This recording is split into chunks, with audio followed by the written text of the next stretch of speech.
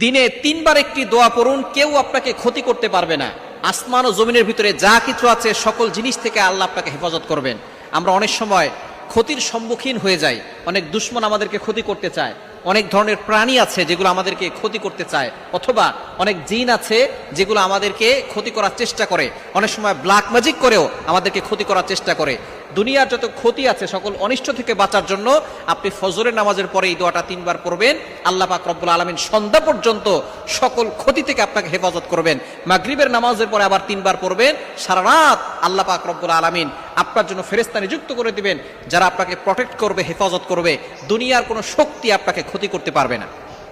এখানের সাথে আমলটি করবেন। নবীজি সাল্লাল্লাহু আলাইহি ওয়াসাল্লাম এই দোয়াটি আমাদেরকে শিক্ষা দিয়েছেন যে আসমান ও জমিনের ভিতরে যত ক্ষতিকর বস্তু আছে সকল বস্তু থেকে আল্লাহ পাক রব্বুল আলামিন আমাকে আপনাকে হেফাজত করবেন। মাত্র ফজরের নামাজের পরে 3 বার পড়বেন। আমরা অনেকে ফজরের নামাজে পড়ি না, এটা বরকতময় সময় আমরা